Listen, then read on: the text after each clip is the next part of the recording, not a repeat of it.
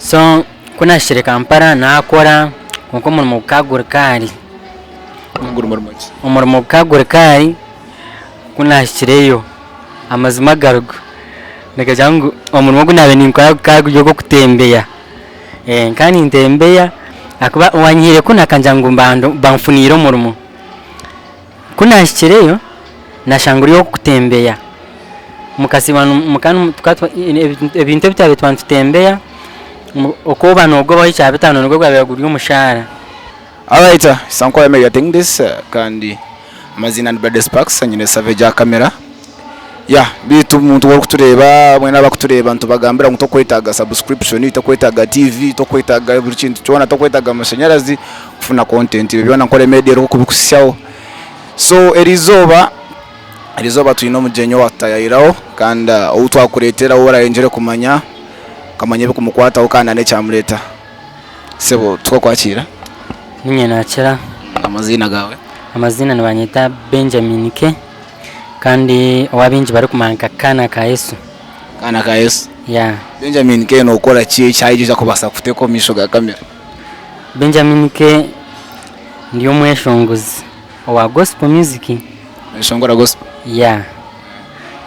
Benjamin K nugo mazina gawe gonyine ningo ine amazina gawe agikanisa cyangwa wa gospel? Ati Benjamin K K ni Kaana ka Yesu nkoko nagambera haza arama aganda mazina go babene banyeta then aho ndukura amazina go gagarigahi okujanga umuntu orukureba aho takumerya Benjamin K nawo kureba yatunka so mwaka nanda kumanya tubagambara nabona basakomanya amazina go bakana banyeta Benjamin Muhumuza. Then aho ndumutwaho kandi nkunda munonga kubera umukanisa mukereziya kushaba munonga mweni kandi nkunda arahanga munonga. So abantu bagumana banyita Kaana ka Yesu mweni kuna shire nashanga haro cyabeshi ryo murinye kuna chohize najant konkizine riri oburi ryo ry'abantu barakumanya abo kwa n'abantu abinja cyaro nyowe tubakumanya nkereri ya Muhumuza tubakurumanya na Benjamin abana abinji tubakarumanya bamanya Kaana ka Yesu. So abakutureba banzo yakura abantu bacyara bakumanya rya Kaana ka Yesu binorga nkayibita nindiga Rukungiri banzo yakora abanyarukungiri ubona bakureba abanyarukungiri mwena abarino bareba NKORE Media TV n'abanyambara na Western yona n'abatari mu Western Uganda yona n'abari yaheru ya Uganda n'abaramusiya munonga nko kumwahora nabanyita Benjamin K nimbara musi antumukama simwe. So Benjamin K wagira ngo atamazina go kuwamara wagahindura ga Muhumuza nuko gari mu documents zawe ago nuko gabire gari umukonka kucyayita giseto wagahindura gaba Benjamin Kaana ka Yesu. So ryahindukira cyane. So Kaana ka Yesu no ijote no tanduko utakwishongora gospel yawe nko kwakigambo katanjira mu gospel ningo katanjira mu vibes zite zabo izo. Of course nkani nkunda music munonga then omu primary cyo mp4 aho nubwe joininga kwaya ya chachi witu. So naguma mu kwaya munonga naguma nyeshongora nsyo just bya kwaya na nebe ebitwa bintu bantu eshongora nko mu Christmas no bimanye ebyo. Then echo kweshongora kwenyine nija na kitandika ndinkandi umuvaka ya senior 4. Vaka ya senior 4 wagamba primary atwatugamba senior 4 which schools were those? Primary nkajishomero mu shomero bariyeta Kashozi Primary School nishangwa Rukungiri Kashozi Rentondo. So then now senior 4 takajumazire at senior 4 yokajegera ngai ukagurikira bakanojumara ukamuni wakamareze zite za nasa. Senior 4 inishomero nabandize natandikira mu senior 1 kuna hereze byayisha nke byanteganisamu naza umwishomero bariyeta bwanga high school nerishangwa Nyarushanje mu Kinji Rukungiri niyo namarire senior 4. So aho wamara wa mvaka ya senior 4 because vaka ya senior 4 nyanye kamara vaka ya senior 4 nkanyonga ni kore bindi we cyakwahirize gumo music inga cyakwiinspire nje kujangu mvaka ya senior 4 resuming na gospel music niki composinga nkantwire ni composinga ishomeraho ndikuyiya yo Weshongoro za theme song ni yaremba ninzandika then ija abakutaya isibwa kwa bahindura bishop wa North Kigezi ubwo sorry bambe akatwarwa mbwire bwa covid ni bamweta late Bishop Benon Magezi so bo yabena ijanya rushanje bija ba selecting ishomero ryitu ngo tubenite twamukorera ekeshongoro cyo kumwakira so ninye nacu composing ekeshongoro echo kandi cyo cyabije ekeshongoro cyanje cyo kubanza composinga professional.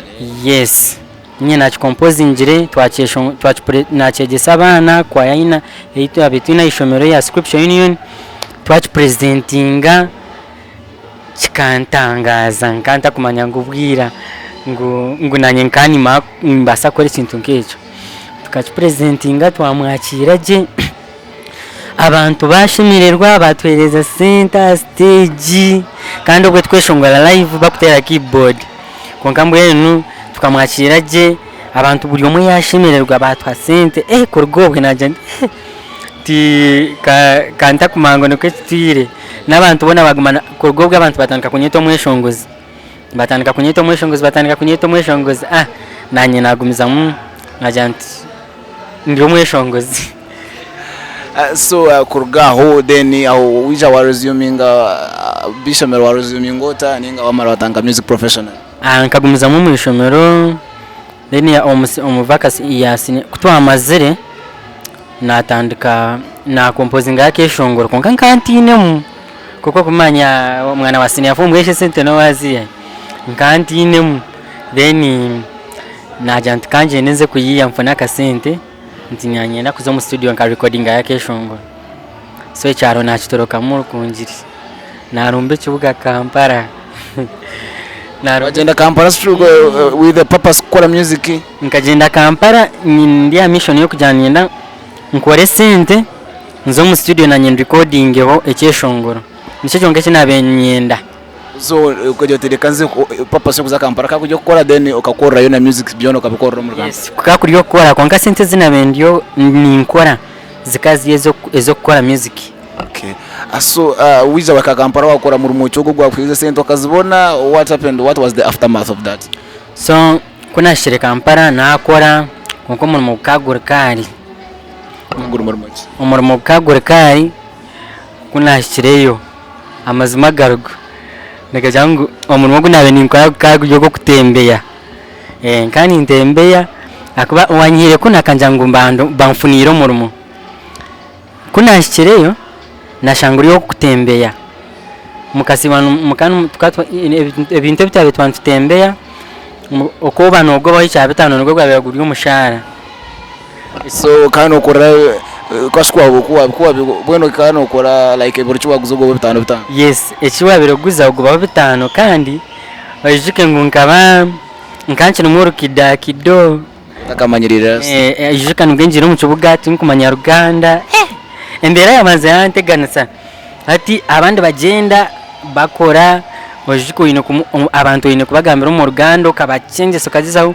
kumukonvisinga mwenu kureka ngo yagorejo product kandi yogo bayicha bitano guri go mushara nakora kuna bendiyo ni kumara yanko kwezi embera yanga kubanga bakana batwereza kurara kusha then ebindi biyo byo kuti ebindi orukwefa bakwaho kurara bakwaranchi then hati nkanyo ijuke ngo nyine gumana saving ezo bitano mpaka mpize sente za studio na kugaruka mu cyaro mbenyine mbendugire mu studio sembera yanga na konkankani nkunda kushaba ojuke nagumanisha kama nyambe mfone sente na nyenzo mu studio so mukama ija yahore shara yanje amurmaho yambara nkinzisa nafuna umuntu yanyamba mwini kuko kuko kugira ngo mukama nahure shara mukama yahure shara yanje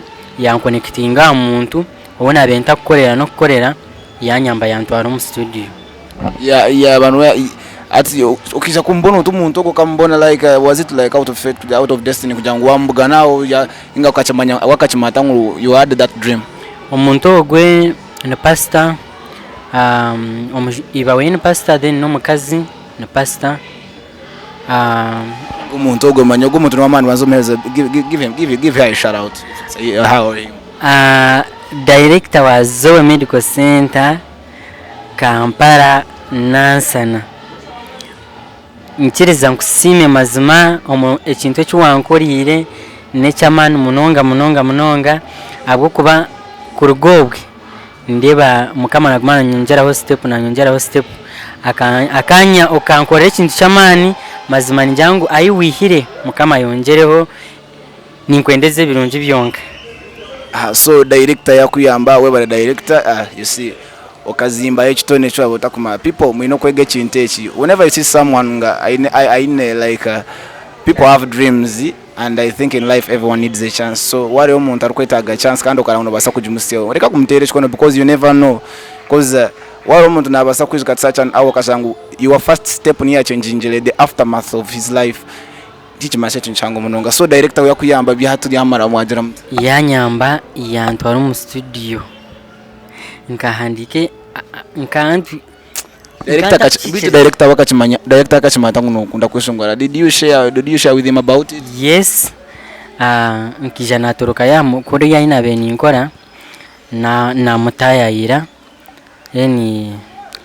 namushobora obuzibu naberinda bamu namugambira yanyakira yanyikirezamu kandi yankunda.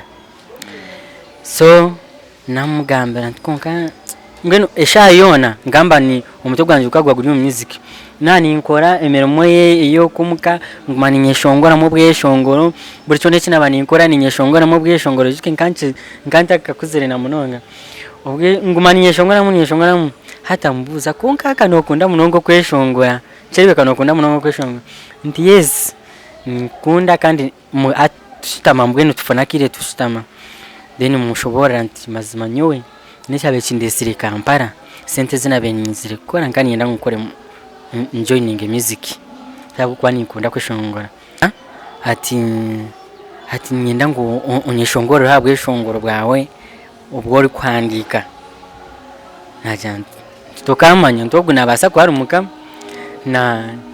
na mweshongora mukanya nakeshongora kakugira ngo Yesu ayongize umushahara banzoka tuherezeho turebe banzoka tuherezeho turebe akeshongora matkar katayitu tukare kigambo because it's about lyrics more of it. Yeah kakane kagira ngo ntigira ngo bantu mwempurire ngo Yesu ayongiza hamushara abakozi be abatira payroll nko kucyandikira benyima nibo bokubanza wowe mama abakumwesiga bonna babira balori wowe mama.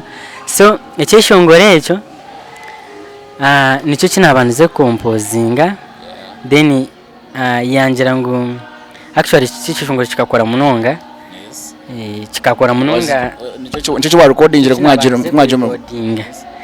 se kuyamazire yangira ati hazo kuyacuriremo ajya mweshongore no makuru parts nazi mweshongora ingere yabe ya pastor yangambira maho kwindahindura then yangira kwawire onka kire hawonka 3 days yangira hazo ronde nakanda keshongora nako kahandike nahandika yena kandi kakana kajirangu omwoyo rukwera nayamba bingi konke yako yangira ngo menkarishire ngo nonde yecho rujungu kuna akamweshongoreremo yagira ati bokareshera ako ronda yecho rujungu nacho nakironda nachandika kugira ngo my God I wanna give you my praises, Jesus, because you're my God. I wanna preach your gospel, Jesus, because you're my God. I wanna dance, praise and worship, Jesus, you're my God. Let me sing, let me shout, you're my God. Kuna keshongwiremu nako yakakunda so hati nyibona ngwe tunabifaho kari nganje tu umuntu nabori nuburi ngaho rero nko umuntu akwate sinteze yazi kuteke ngoze kushoze cyishongo. You never expected that it came at a point when you least expected it. Yeah nagumera mbwe nywe najantika sta yabuhurira mu cyabe nayenda. You just tininga byanda vibe yonka but you never know what he was after. Yeah konkankani ninchereza munongo mu mukamanti nabasa kugera iki yakora. So the following week yanjera tazo yitebekanase ati nkora Kaana ati ntiza kuzo mu studio ati recording ebyeshongora. How did you feel kuyagambire echo that nkamara wiki yona nkambya amabwanga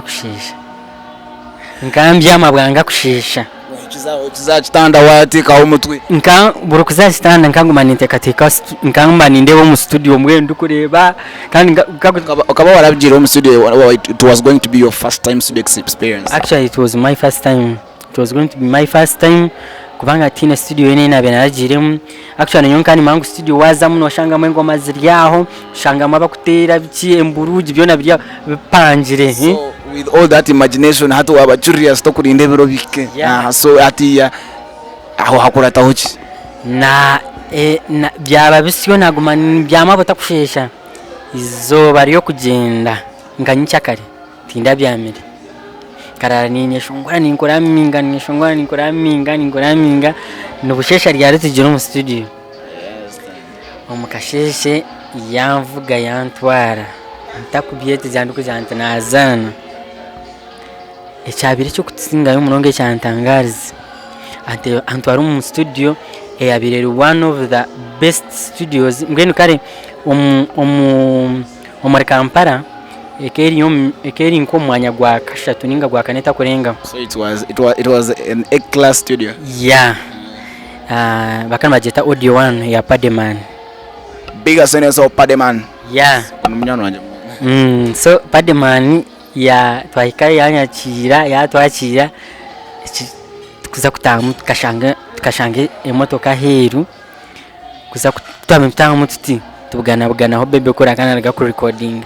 It's a big studio. And enjoy, it was your first time kuba in that circle. Nkabandi hikora nkijanti nito turiyo nyowe nino zo mu studio y'ibunjiri ni yandi kuza mu studio y'ibebe kuri yargamu.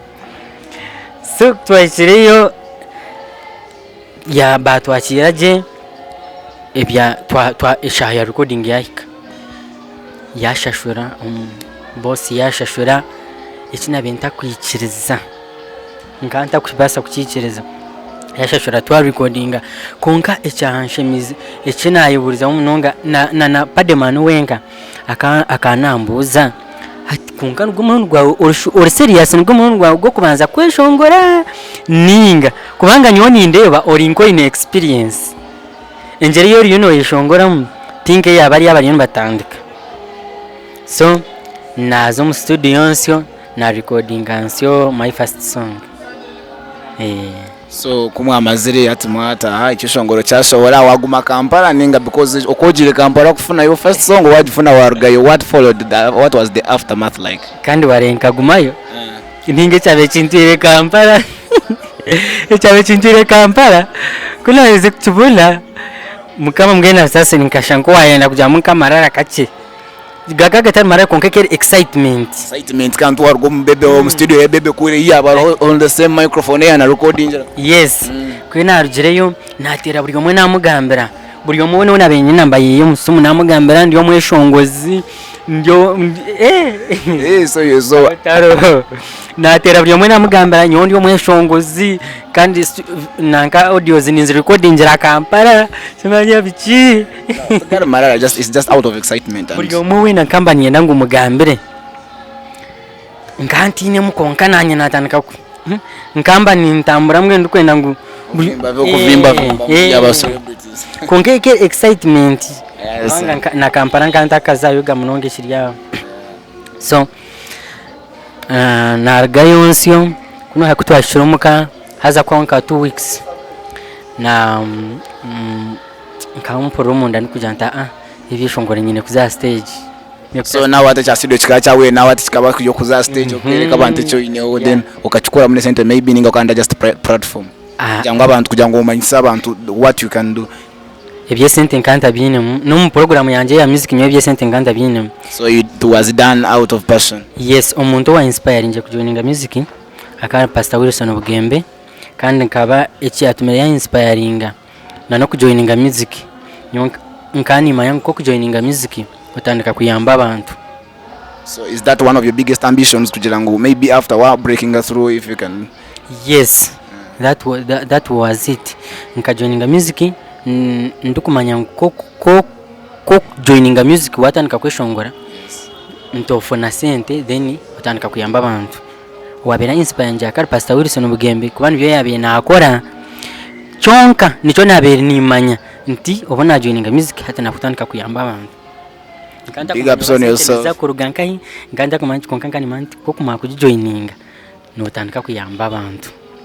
So no hona shirumuka kwa wero nka 2 weeks atum pastor nkamugambera na numukazi we nti konkani yenda kutaha kandi ate cyacu kunigire hato buca ubu wacemera hato tinyoni nsango amparo juruga hato nti nyoni yenda kutaha ndabwo kuba nti mbe ningamona pastor sister wanje akana shabira umukanise mwe Rukungiri haza bine ikeri crossover ya 31st nti ngambiro sister wanje nti yanjango nagenda nabakumpa chance nyeshongo ndabwo kwa musinchire music nti yajihurira bashimererwa bagisima nti bajamana basa kumpa platform nyeshongo tumwe nyenda mu nchereze ntaye baza bayanga ngo hati shingu nitwe kunuka pastor tuza kutwara cyace yitwe keshongorayo ntikanshukunu mana baganda kandi nte byanje nebyo nyankore. So you wanted to sing in front of a local audience abantu abakumanya so that you can groove it right from the roots? Yes. Hati wachitemba perfect bakwiciriza ninga bakabanza bayanga kandi ushike nabaye bantiremo na sente ni wotinyo kuba disappointing. I can imagine how it felt.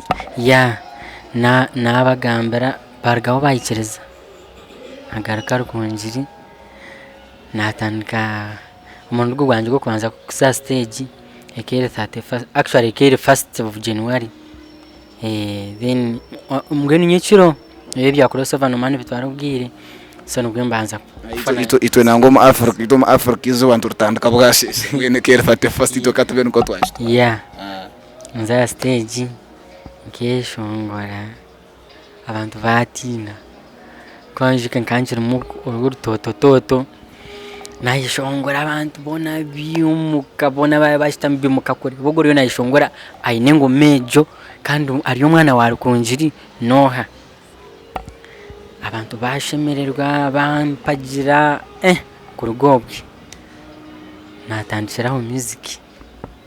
So ejo yeri embozi ya Benjamin no kuyatandikiri then had right now wafuna your platform tutiri umvaka ya senior form ni intekate. Then now did you resume no kagumza national? Yeah, nkagumiza no kwega nkani yenda kuzo mu A-level konka koko manye ibintu bikatike naka sente bitangwe kubyare mamu na branching na kora kose ndijo. So now hatu warga kosi wajimazire ninga studio you are still a student?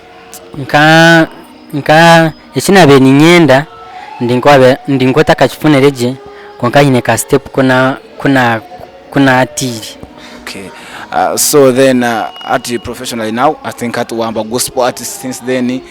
You watanga do you what then usha chukora monte sente. How was it like marketing, because a lot of people out there never struggling with their music, how to get like those gigs kuza kufuna like abantu kumanya bakatanga ukazangu you are making money out of your talent. How was it? Chikachugumire munonga nati cyagumire konka fikiriza ngo buri kintu nikibaho umubwire bwacu nko ku Bible rero kugamba just oba Ankole Media tutakachitina for right from now abantu abakutureba Benjamin Kaana aza kutsigira ebyeshonga byenza ku prayinga muheru then aza kutereza namba Yesu. Yes, mu booking for your events ntekateka you perform at events na everywhere munonga tina intakuza. By the way abantu bankore media mwe bari munonga omurimo gumukora nsimira kimwe kimwe mwe bari kupushinga talents zitu mwe bari kutwataho mukatwatira mukono.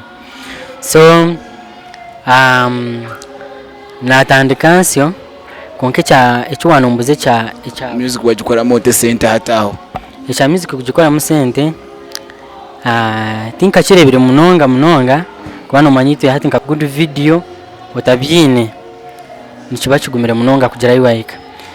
Then icyo wanombuza niho just abantu bakankunda bansupportinga, abantu bansupportinga munonga nzo yabaza abantu abo kusupportinga abantu the best point here. Yes, abantu mwena abakusupportinga na munonga nyowe Benjamin K, abantu barukungire mwe bare munonga. Nyenda kusima director wa Shua Electronics, director wa Golden Electronics Martin, director wa Mafias Enterprises, Jaron Enterprises, abantu mwena barukungire. Nanye warukungire we nanye nabasa kungita niwe yona nakusimira no kusima mwena abantu barukungire abakutureba Ankole Media promoter Nicholas, abantu mwena mwe bari kunkunda mwe bari kumpagira mwe bari kunkwataho mazima mukama bampira umugisha. Okay, so then hati ya Benjamin ene wasibishongoro binga industry yawe more like in your career hato ine byashongoro binga nyine byishongoro ebyishongoro 11 basabi to break injila down like treasure titles right from scratch from the first. Yes ayinjiza umushara waza YouTube no changaho cya kabiri ni yenshonga twine my god byona biri ya YouTube nece shongoro cyuro cyo kuramya na maceta wari kubimara nyine abantu ninkenjura imicyaro hanga ninkenjura twine nze ndi fresh abantu nanakigambire. Then twine latest song yinkozere no mwana nibamweta umusigaza nibamweta Ambrose Tare kigira ngo wamwese gato karimwe icyo cyeshongo n'ikirunje munonga kiriyo nubwo cyohorize video lyrical video kiri trending kandi turenza kuchikora video mubwire buke wazaho katsakinga munywano wanje uri kutureba ntiza noza kuchikunda kigira ngo wamwese gato karimwe. Then this very man ugomwako umweze guturiyo ntutam yo ndete kinde cyeshongoro icyo banzo tujabirure mukabanza kishikano tujabura mutego hacho ncono baceta kiye cyeshongoro echo wabana umango uri umunyeto uri umusigazi uri ryempangare nangwa n'abakuru twena ni mangu ntiza kutukorera abo kwani kigira ngo chakara so chakara Yesu uchakarira muri Yesu abandi ko baraze kuchakarira umubara abandi baza kuchakarira ngahi okoko mubindi itutereka tuchakarira muri Yesu nitwe.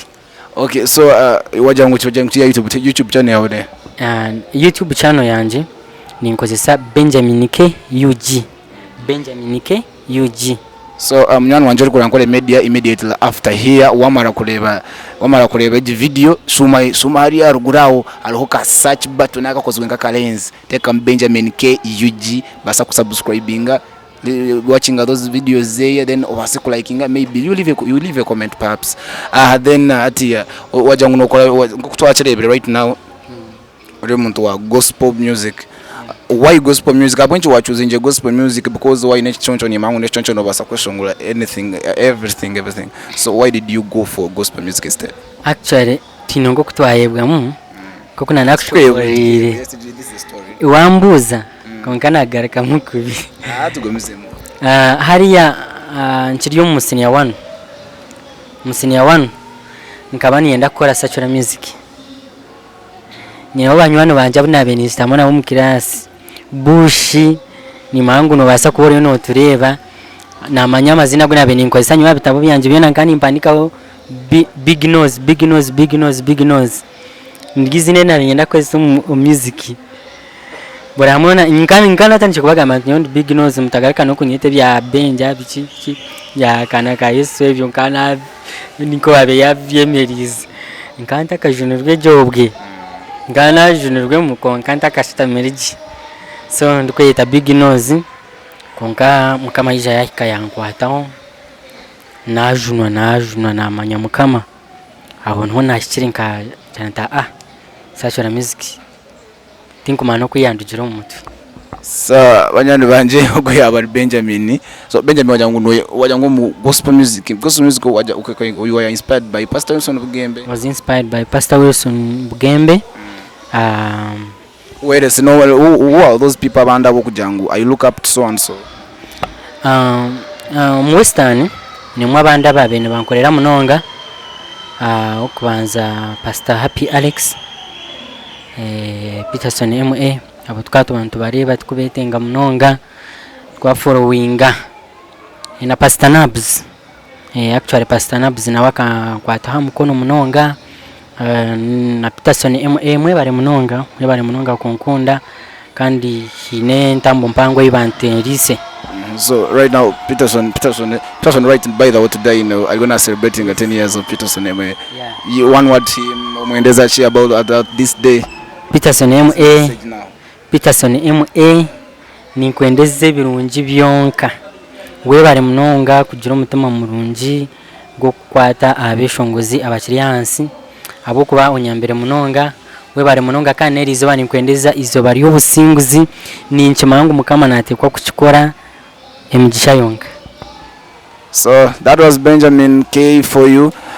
Kandi mwana wito kuri Ankole Media basa kugenda wanze kumanya ho byinje bikukiraho runda YouTube channel yeye yongere kumanya n'abantu Brady Sparks yabera Ankole Media Peterson tuwatu Benjamin tuwatugambira wo muntu urukwenda right now nakufuna atatu amanya YouTube yonka urukwenda atu right now nakufuna ata omuntu urukunyenda oyere cha YouTube nkoko nabagamba ninkozesa Benjamin K UG then Facebook naho ninkozesa Benjamin K UG then Instagram amikutiyona ndoho ninkozesa Benjamin K then ne namba yanje wabano agenda eri na WhatsApp 077 600 7252 ningashi 0 rukaga inshanju nibiri atano nibiri.